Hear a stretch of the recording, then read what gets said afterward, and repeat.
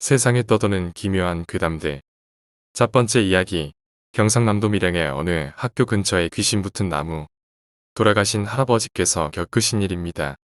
할아버지께서 계시던 밀양의 어느 학교 뒷길에는 큰 나무 한 그루가 있는데 언젠가 그 나무에 누군가 목을 매달아 자살했다고 합니다.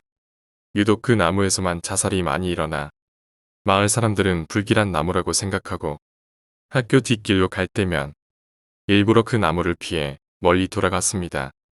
그러던 어느 날 할아버지께서 친구분을 만나야 하는데 약속 시간에 크게 늦으셨답니다. 길은 멀고 약속 시간은 늦고 마음이 급해지신 할아버지께선 결국 그 나무가 있는 학교 뒷길로 가셨습니다. 한참을 뛰다가 주변을 보니 이상하게도 도로변이 아닌 산속을 계속 헤매고 계셨고 아무리 산속을 나가려고 해도 그 나무의 주변이었다고 합니다. 그리고 순간 이상한 소리가 들렸습니다. 무의식적으로 소리가 나는 방향으로 고개를 돌렸을 때 할아버지께서 보신 건 나무 위에서 떨어지는 시체들이었습니다. 시체들은 나무 위에서 떨어져 할아버지를 향해 굴러왔고 할아버지께선 그만 기절하고 마셨습니다. 다행히도 아들에게 구조되신 할아버지께선 나무에서 떨어진 시체 이야기를 했지만 나무 근처에서 시체들을 본 사람은 없었답니다. 두 번째 이야기. 창백한 얼굴의 아주머니. 무척이나 더웠던 어느 날이었습니다. 방이 너무 더워서 잠들 수 없던 밤. 거실 소파에서 잠을 청했습니다. 창문을 열어놔서인지 시원한 바람에 어느새 눈이 잠겼습니다. 오랜만에 열대야에 시달리지 않고 잘 수 있었는데 잠에 들자마자 어디선가 느껴지는 인기척에 눈이 저절로 떠졌습니다.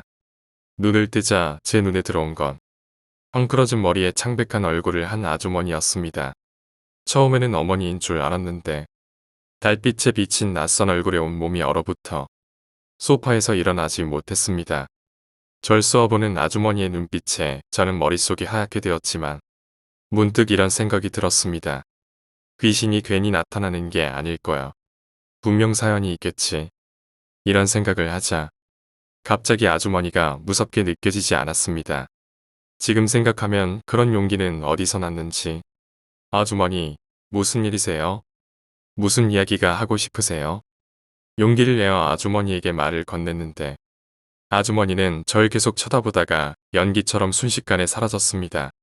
이유야 모르겠지만 아주머니의 홀령이 사라져서 저는 다시 잠을 청했고 홀령의 이야기를 듣지 못해서 아쉽다는 생각도 살짝 들었습니다. 며칠 뒤였습니다. 우연히 친구 중에서 영감이 강한 친구에게 그 이야기를 하게 되었습니다. 다른 친구들은 모두들 거짓말이라며 믿지 않았지만 평소 다른 사람이 못 보는 걸 본다는 그 친구라면 뭔가 이야기를 해줄 거라고 기대했습니다. 하지만 제 이야기를 들은 친구는 절 굉장히 나무라는 듯이 말했습니다. 홀령한테 함부로 말을 걸면 안 돼. 홀령이 나타나는 이유는 그 사람이 자기 이야기를 들어줄 수 있나 시험해 보는 건데 자신보다 약해 보이는 사람한테는 직접 들어가 버려.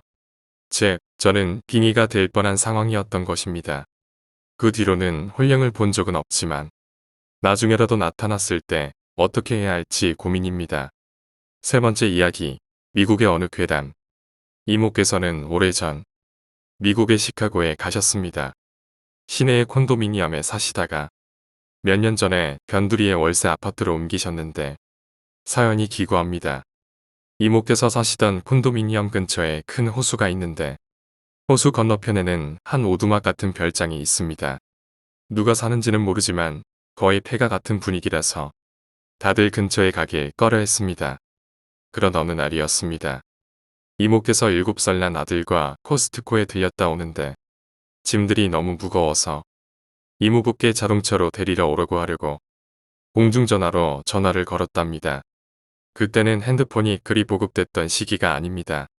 하지만 전화를 마치고 옆을 보니 아들이 보이지 않더랍니다.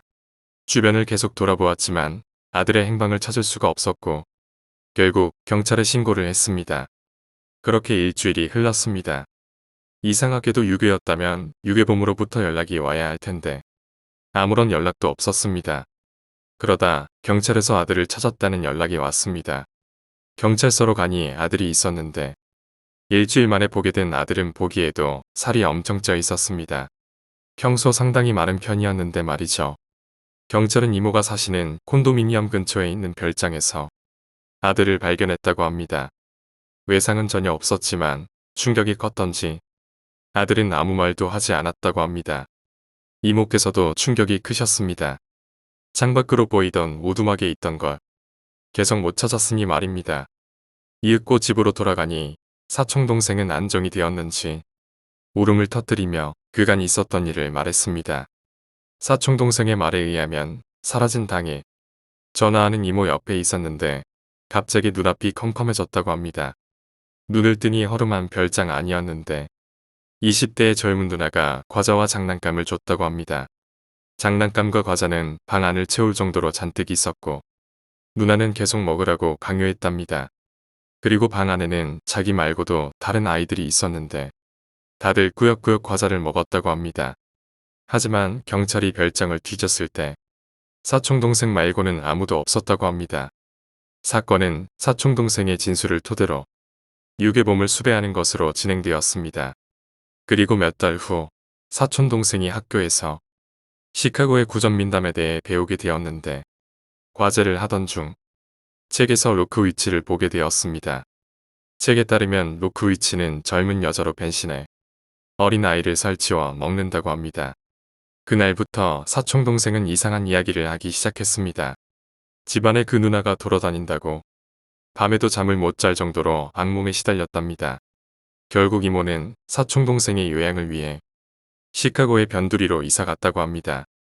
사건 현장에서 멀어진 탓인지 그 후로는 그런 증상이 나타나지 않았다고 합니다.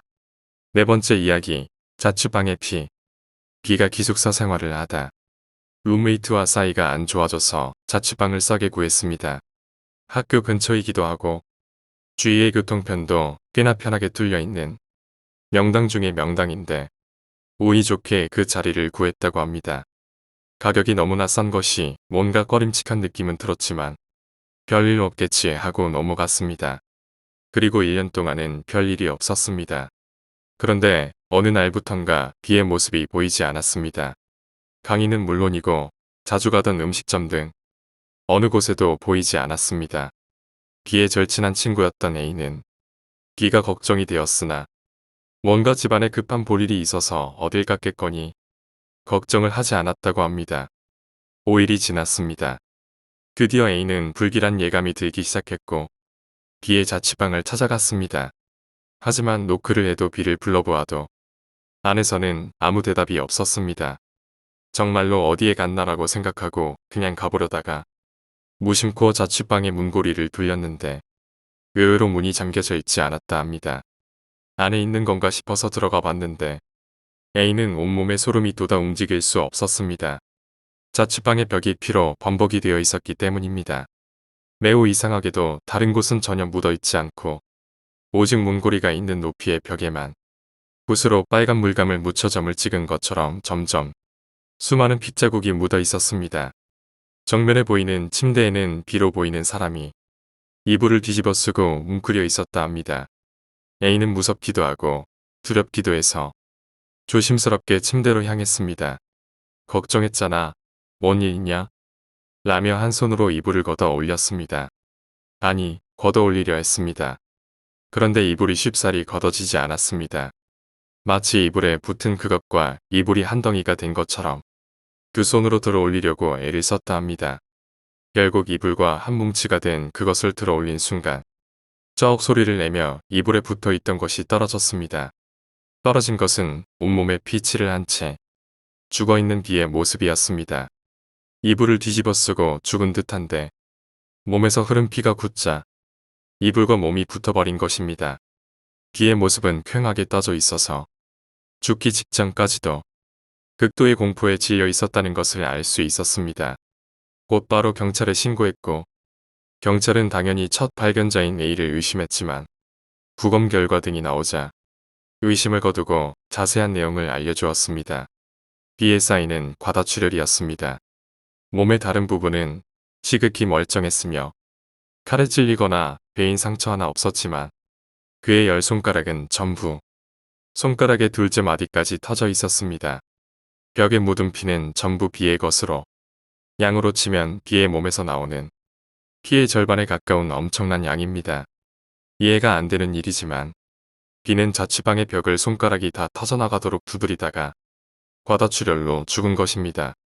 비는 그 자취방에서 무언가를 보았을 것이고 밖으로 도망치려고 문고리를 찾았으나 찾지 못했을 것입니다. 그 때문에 문고리 높이의 벽을 미친 듯이 두들겨서 그곳에만 피가 묻어 있었던 것은 아닐지. 그리고 나중에는 이불 속에 숨었으나 흘린 피가 너무 많아 죽었을 것입니다. 비는 자취방에서 무엇을 봤을까요? 5번째 이야기, 붙박이장. 20년 넘게 지났지만 아직도 생생히 기억납니다. 제가 초등학교 6학년 때 겪은 일입니다. 저는 우주소년단이라는 청소년단체에 가입해서 임원직도 하며 열심히 활동하고 있었습니다. 여름방학에 전국 우주소년단 연맹에서 캠프를 하는데 그해 여름에는 경기도에 있는 한 유스 호스텔로 캠프를 가게 되었습니다. 저희 학교는 당시 신설학교여서 활동 경력도 짧았고 힘이 없어서 배정받은 숙소는 유스 호스텔 가장 높은 층의 복도 가장 끝 방이었습니다. 314호에 배정받은 것으로 기억합니다. 그 방은 다른 방들과 좀 떨어져 있었는데 다른 방들과는 다르게 2개의 붙박이장 중 하나가 자물쇠로 꼭 잠가져 있었습니다. 교관 선생님은 전에 밤새 장난치다가 그 방에 붙박이장에서 죽은 아이가 있어서 잠가두었다고 했지만 겁주려고 하는 이야기겠거니 해서 다들 웃으며 믿지 않았습니다. 2박 3일 캠프의 첫날 밤을 지내고 다음날 아침 붙박이장 근처에서 잤던 아이들 몇 명이 울상을 하며 저에게 하소연을 하는 것이었습니다. 언니, 밤에 붙박이장에서 끼익하는 소리가 들려서 잠을 못 잤어요. 붙박이장이 조금씩 열리는 것 같은 소리가 자꾸 나서 무서워요. 밤에 누가 붙박이장에서 나와서 방 안에서 있는 걸 봤어요. 확인해보니 정말 붙박이장 문이 살짝 벌어져 있었습니다. 하지만 열쇠로 여전히 잠겨 있었고 어제 이상한 이야기를 들었거니와 나무로 든 붙박이장 문이 오래되어 그런 거라고 조금은 찝찝한 마음을 감추고 달래주었습니다. 오후에 활동을 하고 다시 숙소를 돌아왔습니다. 다들 기분이 묘해서인지 방에 들어와서 조용히 이야기를 하고 있었는데 화장실 쪽에서 물 떨어지는 소리가 났습니다. 누가 수도를 제대로 잠그지 않은 건가 해서 후배에게 확인하고 오게 하였지만 그 후배는 물이 떨어지지 않는다고 하였습니다. 하지만 똑똑하고 물 떨어지는 소리는 계속 들렸습니다. 아이들이 불안해하는 것 같아 제가 직접 화장실로 가서 확인을 해보았지만 화장실에는 물이 떨어지는 곳은커녕 물기도 발견할 수 없었습니다. 그때 친구가 말했습니다. 그런데 원래 화장실에서 물 떨어지는 소리가 이렇게 방 안까지 크게 들려?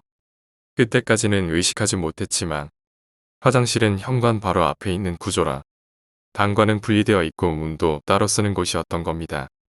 그러자 모두 소리를 지르며 방에서 뛰쳐나왔습니다.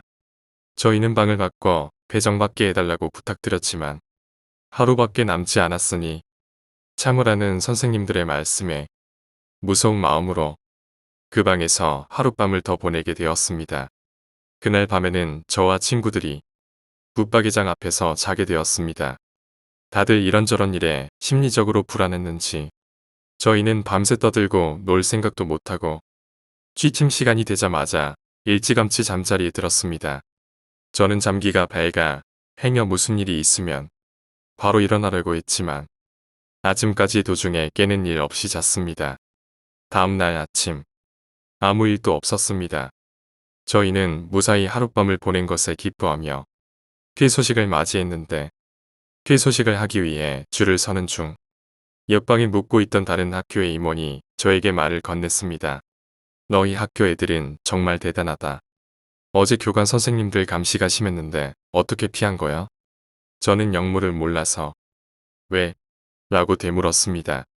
어제 마지막 날이라 교관들 감시가 엄청 심해서 우리는 밤새 놀려다가 혼나고 포기했는데 너희 방은 밤새 엄청 시끄럽게 잘 놀던데 우리 방 아이들까지 시끄러워서 잠을 못 잘 정도로 말이야. 그 말을 듣고 오싹할 수밖에 없었습니다. 저희 방 아이들은 분명 취침 시간 후 바로 잠자리에 들었고 저와 대부분의 아이들이 아침까지 숙면을 취했기 때문입니다. 그 아이의 말처럼 옆방까지 들릴 정도로 시끄럽게 논다는 건 한두 명이 도중에 일어나섰더라도 불가능한 일이었습니다. 그래도 저는 이제 집에 가니까 괜찮아라고 두려운 마음을 감추고 숙소에 마지막으로 들러 짐을 정리하고 빠진 물건이 있는지 점검하게 되었습니다. 그리고 그때 보게 되었습니다. 자물쇠로 잠긴 붙박이장의 문이 열려 있는 것을요. 과연 캠프 기간 동안 저희 방에는 저희 말고 누가 있었던 것일까요? 6번째 이야기, 하얀 소복. 저희 가족이 겪은 일입니다. 서울 영등포에 있는 아파트로 이사를 가게 되었습니다. 부모님께서 내 집 장만의 꿈을 이루신 터라 가족 모두가 기뻤습니다만 이사 온 날부터 이상한 일을 겪기 시작했습니다. 첫 번째로 동생이 겪은 일입니다. 부모님이 외출하신 어느 날 동생은 안방의 침대에서 잠을 자고 있었습니다. 한참 자다가 문득 잠에서 깼는데 안방 화장실에 누군가 서 있더랍니다. 아주 하얀 소복을 입은 어떤 할머니가 말입니다. 동생은 깜짝 놀랐는데 더 놀랐던 사실은 그 할머니가 안방 화장실 거울을 통해 제 동생을 보고 있더랍니다. 동생은 너무 놀라서 안방에서 나오지도 못하고 침대에 계속 굳어 있었는데 갑자기 하얀 소복을 입은 할머니가 획 돌더니 제 동생한테 스르륵 하고 다가와서 스쳐 지나갔다고 합니다. 두 번째 일도 동생이 겪은 일입니다. 동생이 아침에 거실에 앉아 텔레비전을 보고 있었고 어머니께서는 출근 준비를 위해 화장을 하고 계셨습니다. 마침 전화가 울렸는데 텔레비전에 너무 열중한 모양인지 동생이 전화를 받지 않았습니다. 그래서 어머니께서는 왜 전화 안 받아? 하시며 거실에 가셨는데 멀쩡했던 동생이 춤을 추듯 하우적대고 있더랍니다. 상당히 고통스러워하며 말이죠. 어머니께선 동생한테 무슨 일이라도 생긴 줄 알고 급히 흔들어 깨우셨는데 다행히 동생은 바로 정신을 차렸다고 합니다. 이윽고 동생이 말하길 어떤 할머니가 목을 조르고 있었는데 엄마가 오니까 사라졌다고 했습니다. 동생의 목을 보니 빨갛게 손자국이 있었습니다. 세 번째는 아버지께서 겪으신 일입니다. 휴일에 아버지께선 방에서 낮잠을 주무시고 계시고 저희는 거실에서 텔레비전을 보고 있었습니다. 그런데 갑자기 아버지께서 방에서 뛰쳐나오시는 겁니다. 땀을 흘리시면서 말이죠. 어머니께서 무슨 꿈이라도 꿨냐고 하자 아버지께선 어떤 할머니가 자꾸 아버지의 손을 잡고 어딘가로 끌고 가려고 했다고 합니다. 너무 생생해서 꿈이 아닌 것 같으셨다는데 혹시나 해서 동생이 할머니의 인상착의를 물어보니 기묘하게도 동생이 본 할머니와 똑같았습니다. 문득 동생이 이사 오기 전날 이상한 꿈을 꿨다고 했습니다. 이사하는 꿈을 꾸는데 어떤 할머니가 이사하는 곳으로 짐 보따리를 들고 자꾸 따라오더랍니다.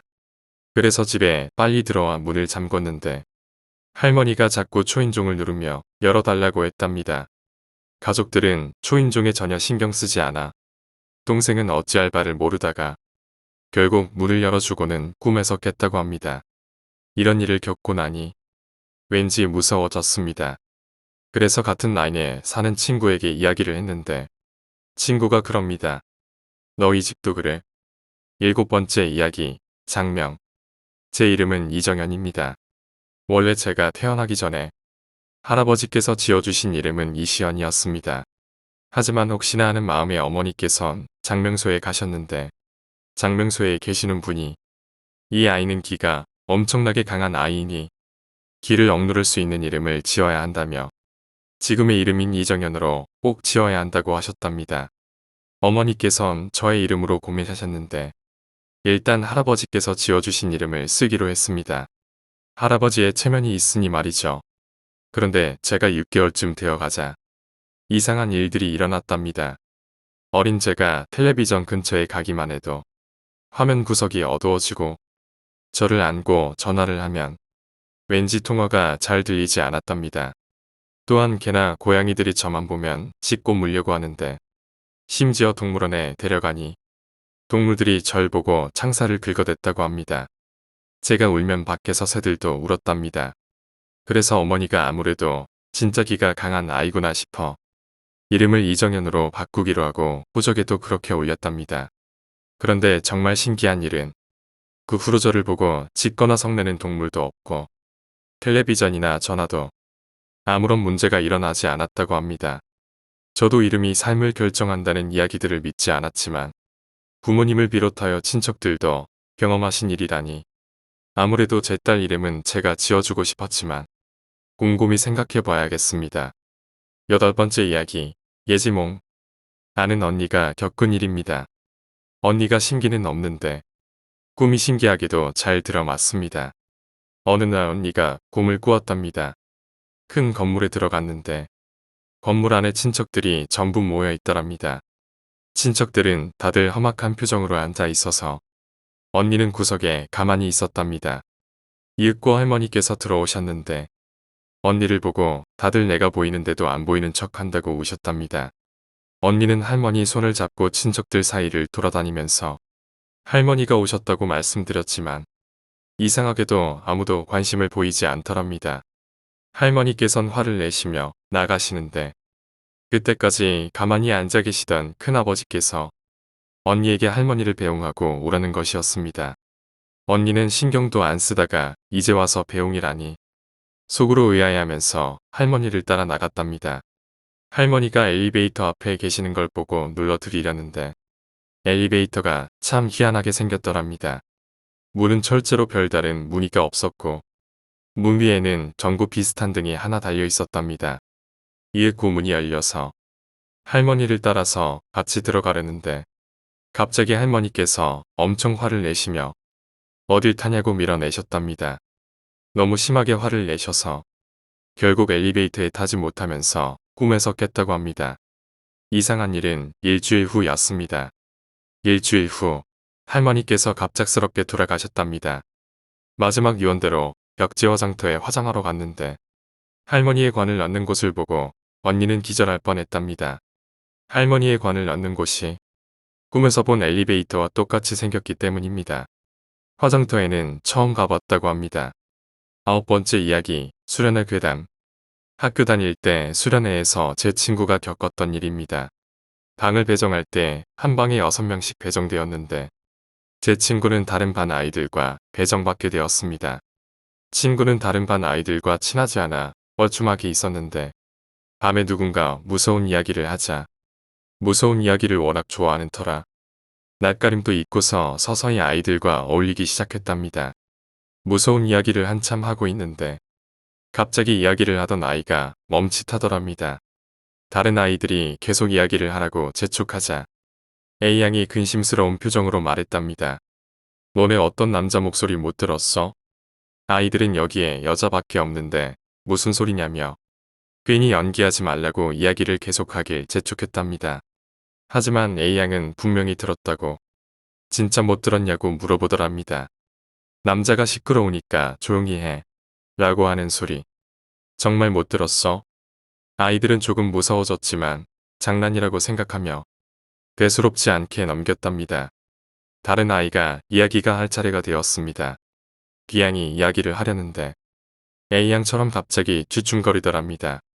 모두 빨리 이야기해보라고 재촉하자 B양은 A양에게 말했습니다. 나도 그 목소리 들었어. B양은 울 것 같은 표정으로 말했지만 아이들은 둘이 짜고 장난치는 줄 알고 무시했습니다.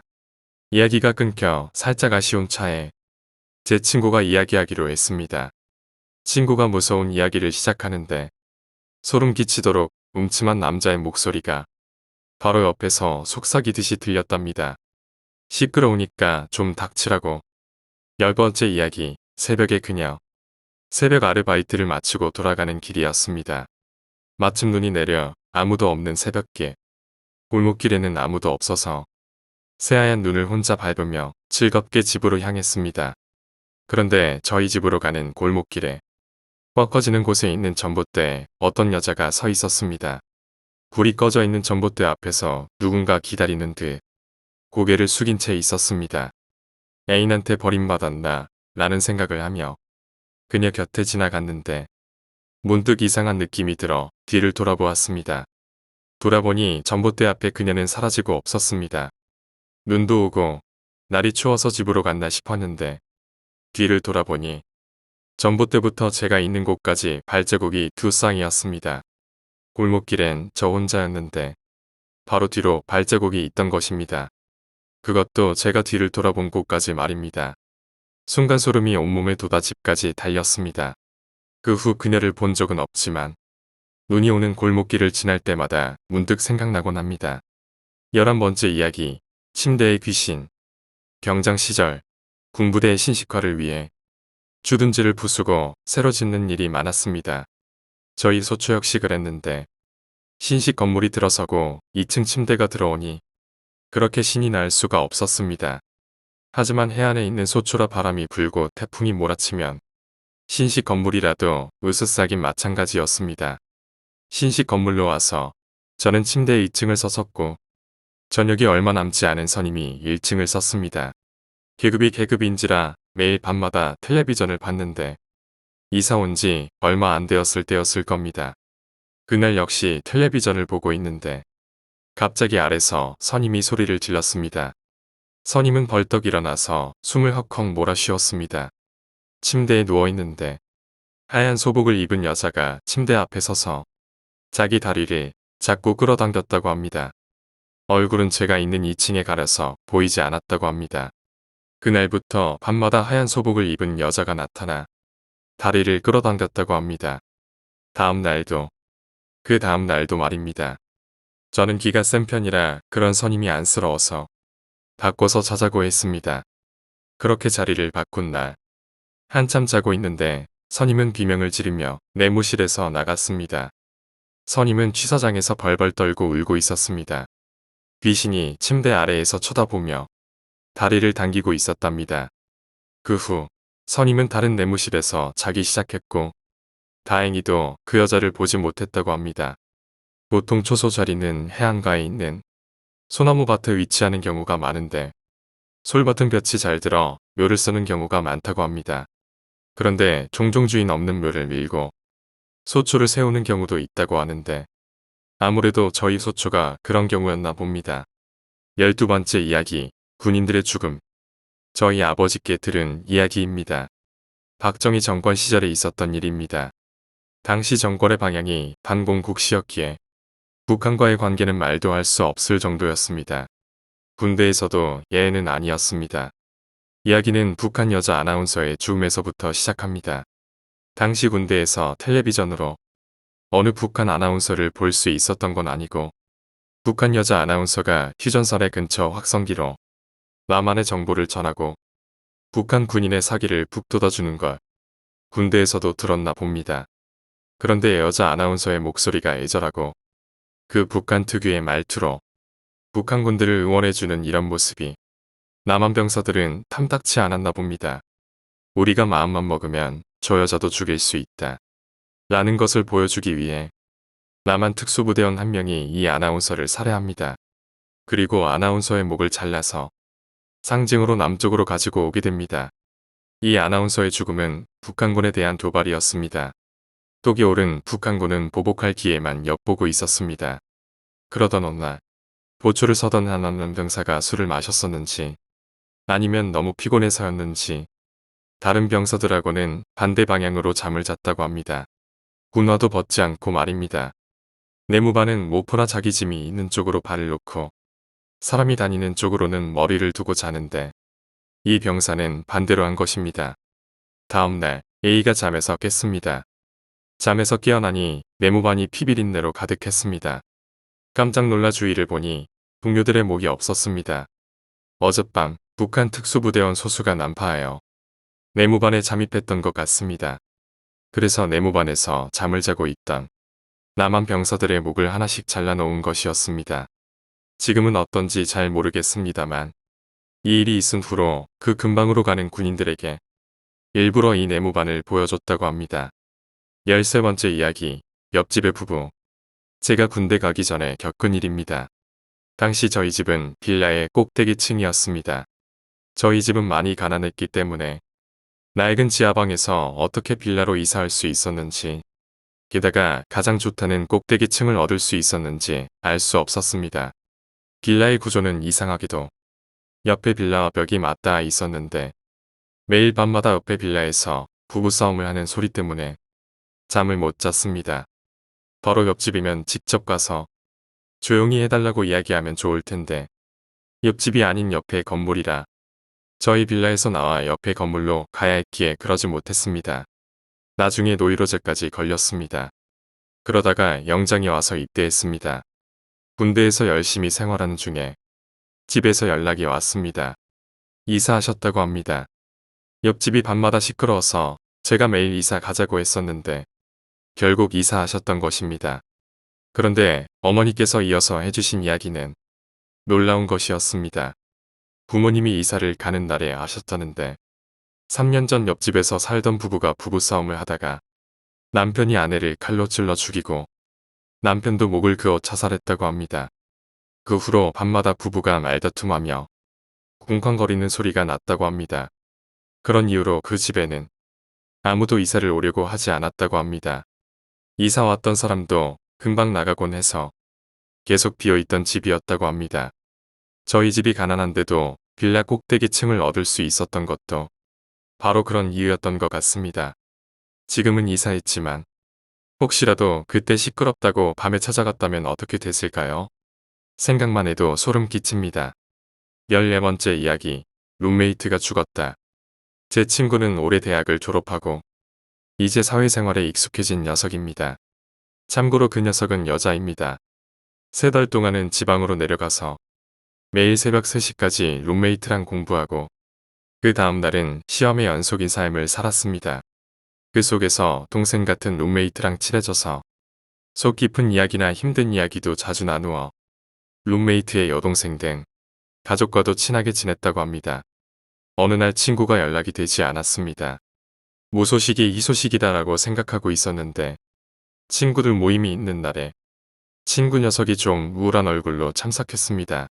다들 화기애애한 분위기였으나 도통 말도 없고 좀 시니컬한 미소만 가끔 짓고 있기에 좀 우울한가라고 생각했었는데 함께 집으로 돌아가는 길에 친구 녀석이 이렇게 말했습니다. 혼자 집에 들어가는 게 너무 무서워. 이윽고 연락이 없었던 동안 일어났던 일을 이야기해 주었습니다.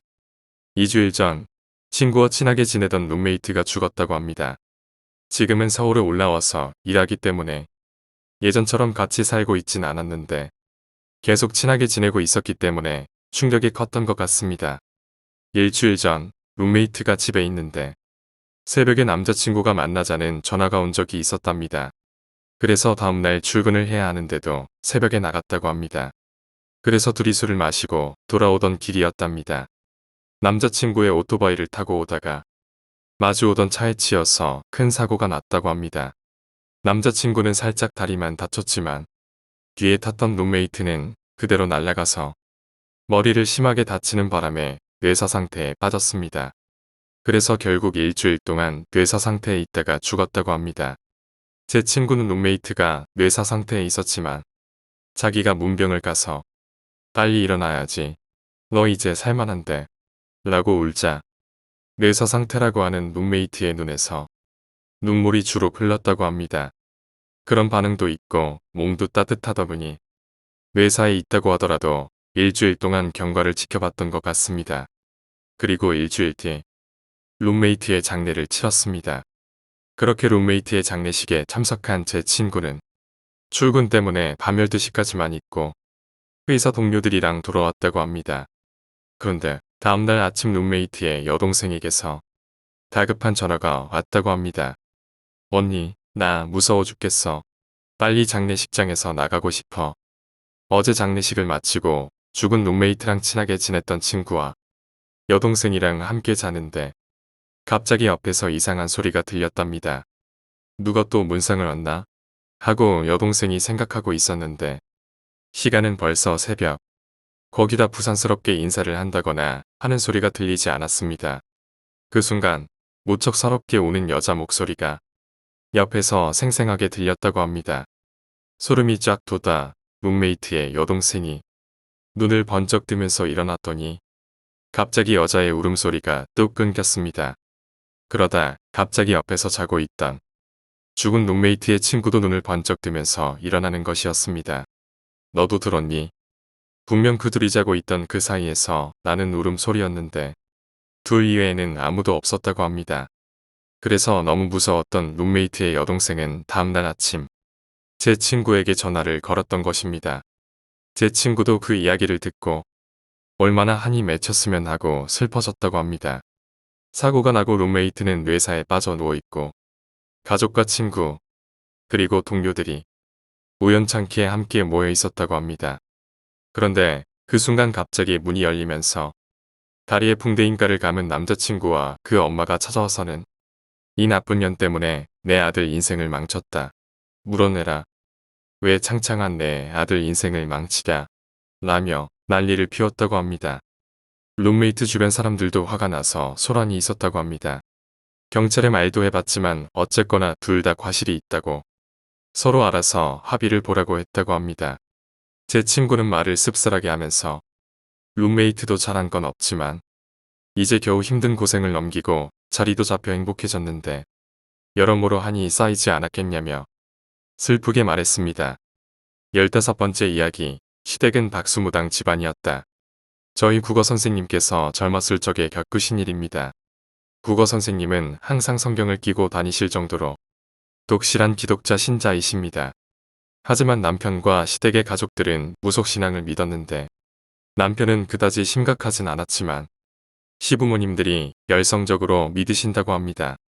그래서 결혼하려고 했을 때 시가족들의 반대가 거셌는데 외아들인 남편이 지극정성으로 부모님을 설득했고 원래 몸이 편찮으시던 시아버님의 건강이 갑자기 나빠지셔서 허락을 받았다고 하셨습니다. 그러나 결혼 후에도 선생님께서 교회 다니시는 것 시부모님께서 언짢아 하셨고 시부모님이 안 계시거나 모두 주무시는 새벽에 몰래 다니셨다고 합니다. 결혼하고 얼마 안 되었을 적 그날도 새벽에 일어나서 가족들 몰래 새벽 기도회에 가려고 하셨답니다. 방문을 살짝 열고 주변을 두리번거리는데 시부모님 방에서 희미한 빛이 새어나와 깜짝 놀라 방문을 닫으셨다고 합니다. 물을 드시러 나오셨나 생각했지만 아무 소리도 들리지 않아 이상하게 생각하며 다시 방문을 살짝 열었다가 선생님께서는 주저앉을 정도로 깜짝 놀라셨습니다. 시부모님 방은 닫혀 있는데 거기서 나오는 희미한 빛이 있었으니 그건 낡은 한복을 입고 머리는 상투를 튼 채 몸에서 희미하게 푸른 빛을 뿜고 있는 중년의 남자였습니다. 시부모님 방과의 거리는 꽤 있었는데 그 남자는 이쪽으로 다가오는 게 틀림없어 보일 정도로 확연히 다가오고 있었습니다. 선생님께서는 얼른 방문을 닫고 가방에서 성경을 꺼내 방문을 바라보며 기도를 시작하셨다고 합니다. 어느새 남자는 방문을 통과하여 선생님의 옆에 왔는데 선생님은 보지도 않고 선생님 뒤만 바라보고 있었답니다. 선생님의 뒤에는 남편께서 주무시고 계셨는데 선생님을 지나가지는 못하고 그 앞을 계속 맴돌았다고 합니다. 선생님께서는 무섭고 지쳐 쓰러질 것 같았지만 남편을 바라보는 남자의 시선에 두려움을 느끼고 정말 열심히 기도하셨다고 합니다. 점점 시간은 흐르고 새벽녘이 밝아오자 푸른빛이 나던 남자는 선생님을 째려보더니 방문을 그대로 통과했고 성경 구절을 외우시며 방문을 살짝 열어보니 남자는 시부모님의 방으로 사라졌다고 합니다. 워낙 미신을 잘 믿으시는 분들이라 방에 뭔가 안 좋은 물건이라도 받아오신 게 아닐까. 그걸 어떻게 처리하지라는 생각을 하시다가 너무 지쳐서 그만 잠이 들어버리셨다고 합니다. 그리고 얼마 후 시아버님께서 돌아가셨는데 돌아가시고 나서야 선생님께서는 집안 사정을 정확히 알 수 있으셨답니다. 남편의 집안에서는 대대로 박수무당이 나왔었고 시할아버님께서도 박수무당이셨답니다. 시아버님께서도 시할아버님이 돌아가신 후 흔히들 말하는 신들림 현상을 겪었지만 내림굿을 받지 않아 그대로 신병이 되어서 몇십 년을 그렇게 앓으셨다고 합니다. 아마도 그 남자는 시아버지 되시는 분이 돌아가실 줄 알고 남편 몸으로 옮겨가려고 했던 게 아닐까 합니다.